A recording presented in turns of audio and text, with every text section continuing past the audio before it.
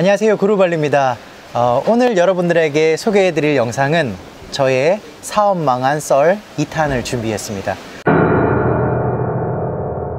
사실 제가 1탄을 준비하면서 여러분들의 좋은 반응과 호응이 있으면 2탄을 또 찍어보겠다라고 말씀을 드렸었는데 사실은 원하시는 분이 거의 없었거든요. 근데 다행히 한 분이 댓글을 달아주셨습니다. 그래서 이 분을 위해서 제가 오늘 영상을 준비했습니다. 네, 그러면 저의 두 번째 사업 망한 썰의 주제는 바로 부동산업입니다. 우리나라에서 보통 이제 공인중개사라고 하는데 인도네시아는 보통 프로퍼티라고 하거든요. 네, 이 프로퍼티라는 업종은 집을 구하신다거나 또는 땅을 구하실 때 부동산을 통해서 또는 프로퍼티를 통해서 이렇게 구하시는 거죠. 물론 직접 발로 뛰면서 알아보시는 분들도 있지만 편의를 위해서 우리나라도 공인중개사나 부동산을 통해서 많이 구하시잖아요. 네, 인도네시아도 마찬가지입니다. 인터넷을 통해서 구하시는 분들도 있는데 인터넷을 통해서 구하신다 하더라도 인터넷상에 있는 물건들이 대부분 개인이 아니라 프로퍼티 업자들이 올려놓은 물건들이 아마 대부분일 겁니다. 그래서 인터넷에 이제 연락처를 구하셔서 전화를 해보셔도 보통 이제 부동산 직원들이 받기 때문에 만나보시면 집 주인이 아니라 또는 땅 주인이 아니라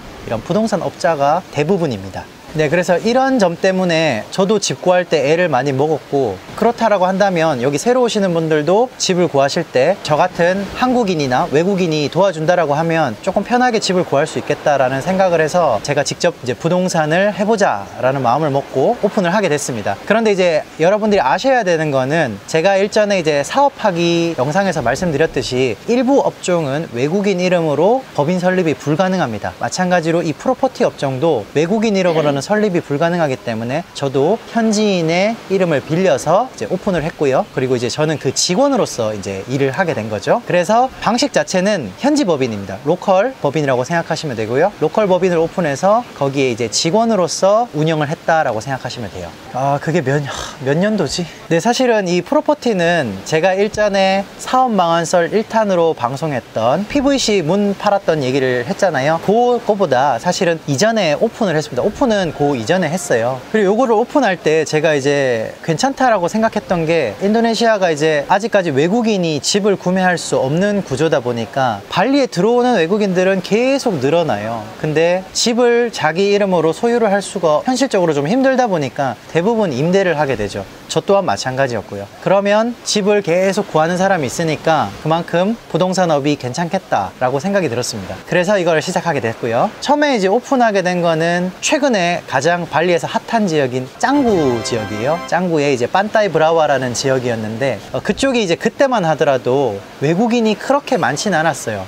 지금은 짱구에 가보시면 아시겠지만 마치 스미냑처럼 아주 번화한 거리가 됐잖아요. 그런데 제가 프로퍼티를 오픈할 때만 하더라도 사실은 에코비치나 바투볼롱에 가보면 일부 서양 이제 서핑 좋아하시는 분들이 와서 이제 서핑 타는 곳이었고, 그리고 이 그린 논을 좋아하시는 이 프랑스 쪽 사람들, 이쪽 사람들이 주로 거주하는 지역이었습니다. 그래서 외국인이 그렇게 많지 않았어요. 그리고 아시아인은 거의 없었습니다. 정말 제가 그 부동산업을 하면서도 한국인은 제가 이제 일을 하다 보니까 한국인 손님은 몇 번 제가 핸들을 했었지만 대부분의 손님은 서양분이었어요. 그만큼 그때는 그렇게 번화하지도 않았고 사람도 많지 않았습니다. 그래서 이제 처음에는 그 발전 가능성을 보고 이제 시작을 한 거죠. 그만큼 그쪽 지역이 번화해질 거다. 왜냐면 바다가 너무 좋았거든요. 누가 봐도 이거는 서핑에 가장 적합한 바다였거든요. 그래서 시작을 하게 됐습니다. 그래서 초창기 때 이제 법인 설립하고 가게를 얻어서요. 위치는 길 깔아서 가게는 좀 사무실은 조그만했지만 위치는 굉장히 좋았어요. 그리고 왔다 갔다 하면서 눈에 띄는 지역이었고 괜찮았는데 이게 이제 부동산업이라는 걸 제가 경험을 해보지 못하고 바로 시작을 한 거잖아요. 우리나라에서 제가 부동산업을 해본 것도 아니고 우리나라에서 제가 집을 많이 구해본 것도 아니에요. 경험이 사실은 전무했습니다.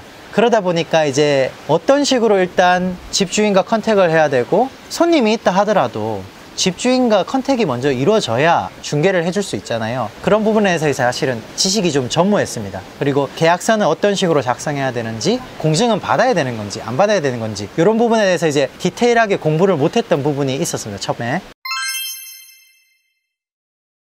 그런데 인도네시아 같은 경우는 일단 첫 번째로 공인중개사 제도 자체가 없습니다. 그냥 제가 한 것처럼 프로퍼티 법인을 내면 누구나 부동산 업을 할 수가 있고, 계약을 한 거는 직접 쌍방간의 계약을 그냥 도와주는 형태로 하든지, 아니면 노타리스라는 이제 법무사를 통해서, 공증인이죠 사실은, 공증인을 통해서 계약을 맺으면 됩니다. 그거를 이제 중개만 도와주는 역할이죠. 그리고 수수료 자체가 한국처럼 양쪽에서 주는 게 아니라 여기는 집 주인이 중개인에게 수수료를 주는 겁니다. 그래서 세입자는 중개인을 통한다 하더라도 수수료를 내질 않아요. 이게 가장 큰 차이점입니다. 그리고 우리나라도 마찬가지겠지만, 예를 들어 세입자가 집을 구하려는 사람이 중개인한테 이제 부탁을 하죠. 프로퍼티에 나는 이러이러한 집을 원한다, 3베드룸에 뭐 풀장이 있는 집을 짱구 지역에서 구하고 싶어요 라고 했다면, 저희가 이제 가지고 있는 물건 중에서 컨택을 합니다. 근데 제가 가지고 있는 물건 중에 있으면 다행인데, 만약에 없다라고 한다면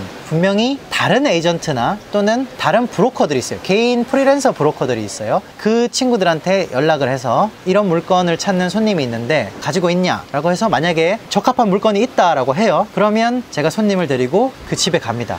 그러면 제가 한 달이 건너서 통했던 에이전트나 또는 중개인이 또 오는 거죠. 결국은 손님과 주인 사이에는 저를 포함한 또 다른 브로커가 생기는 겁니다. 그죠? 브로커가 결국은 2명이죠. 그러면 주인이 커미션으로 100을 줬다라고 한다면 5대5로 나눠 가지는 형태라고 보시면 돼요. 그래서 이런 시스템 자체가, 우리나라도 물론 그런 나누는 시스템이 있겠죠. 왜냐면 한 에이전트가 모든 물건을 다 가지고 있을 수는 없으니까, 보통 에이전트가 자기한테 물건이 없으면 다른 에이전트한테 전화하기 마련이잖아요. 여기도 이제 비슷한 시스템이라고 보시면 되는데, 그런데 워낙 이제 집을 구하다 보면 중간중간에 이제 브로커들이 많이 끼어 들어가는 경우가 있어요. 한 물건을 2명, 3명 브로커가 가지고 있는 경우도 있기 때문에, 그러다 보면 결국은 커미션이 뭐 2분의 1이 아니라 3분의 1이 되는 경우도 있고 4분의 1이 되는 경우도 있고, 정말 특이한 경우가 되게 많거든요. 그러다 보니까 이제 사실 노력한 시간 대비 수익이라 그래야 되나요? 수익이 조금 떨어지는 경우도 많습니다. 이런 시스템 때문에 사실은 일을 한다고 하더라도 이 수익이 되게 적었어요. 일단 그게 첫 번째, 제가 일하면서 조금 불만이었던 점이었고, 두 번째는 뭐냐면, 일부 손님들 중에 저희가 한국 분도 있었어요. 제가 열심히 이제 일을 해서 열심히 이제 찾아보고, 저희 직원들이 여러 브로커들을 통해서 이렇게 집을 알아봐서 이 손님이 집에 대해서 이제 만족을 하셨어요. 집을 보고. 그러고 이제 서로 헤어진 거죠. 아직 손님이 결정을 안 하셨으니까. 그런데 이 손님이 그런 생각을 하셨나 봐요. 저희를 통해서 하면 당연히 이제 주인이 원하는 금액에서 이 커미션이 업돼 있는 금액이잖아요. 그게 이제 중개 수수료가 들어가 있는 금액이니까. 근데 우리를 통하지 않으면 당연히 요 거품 수수료가 빠지겠지라고 생각을 하시고, 다이렉트로 주인에게 연락을 하셔서 결국은 거래가 성사가 됐습니다. 이런 경우에는 사실은 세입자, 집을 구하시는 분들도 사실은 나쁘죠. 나쁘지만 더 나쁜 건 사실은 이 집주인이에요. 집주인이 사실은, 이런 집주인이 잘 없거든요.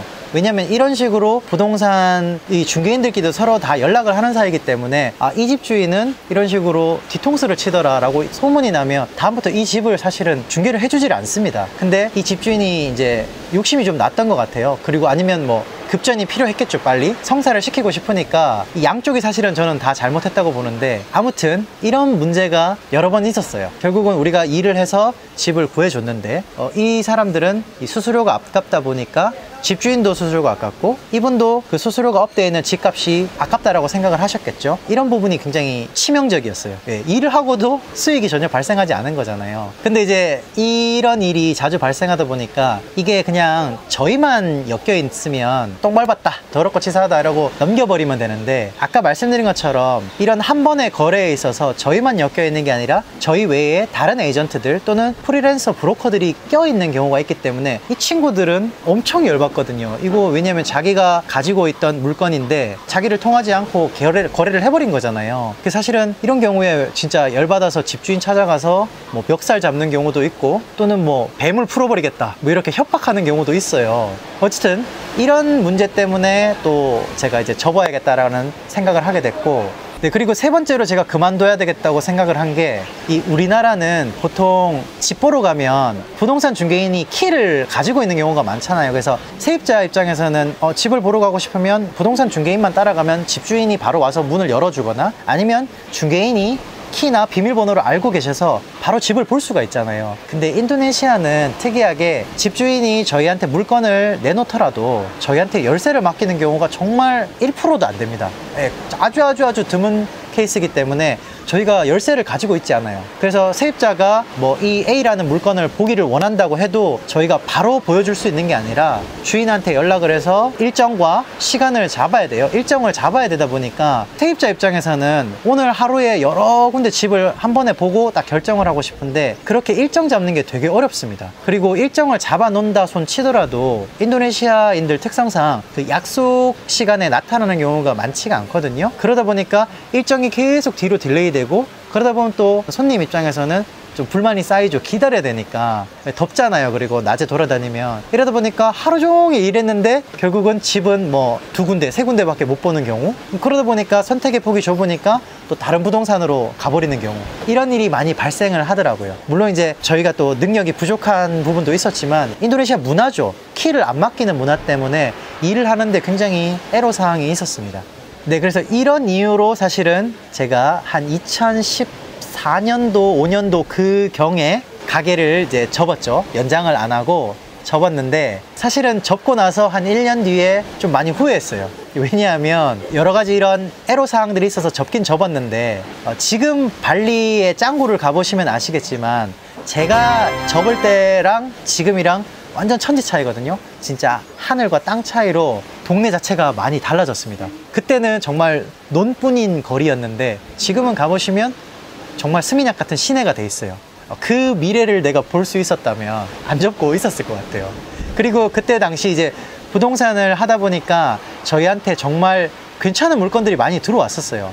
뭐 예를 들어 허가가 다 있는 레스토랑인데 7년이 남아서 요거를 거의 단돈 한 600만 원, 700만 원 정도에 내놓은 물건이 있었어요. 근데 그때는 짱구 지역 자체가 굉장히 손님이 많지 않다 보니까 저거 뭐 누가 저걸 인수하겠나 싶었거든요. 왜냐면 그냥 2층에 뻥 뚫려 있는 오픈 스타일의 나무로 만들어진 구조물이다 보니까 저거 인수해서 수리하는데 돈 더 많이 들지 않을까 하고 저희가 딱히 이제 내놔도 물건도 잘 나가지도 않더라고요. 제가 돈이 있었는데도 불구하고 그거를 이제 제가 테이크오버 하지 않았죠. 근데 만약에 그때 그거를 테이크오버 했더라면 아주 괜찮은 물건이었죠. 사실은 지금 생각해보면 그거 진짜 1년에 1000만 원 줘도 사실 빌리기 힘든 자리거든요. 근데 그때는 7년이나 남은 자리를 1000만 원도 안 되는 금액에 임대를 할 수 있었는데 그런 볼 수 있는 눈이 없었던 거죠. 그래서 사실 부동산이라는 게 그렇잖아요. 아, 내가 옛날에 10년 전에 그 뭐 받은 월급으로 땅 이렇게 한 평씩만 사놨어도 진짜 부자가 됐을 텐데 항상 그렇게 아 그때 그랬으면 좋았을 텐데 라고 후회하잖아요. 한국도 마찬가지잖아요. 아, 내가 젊었을 때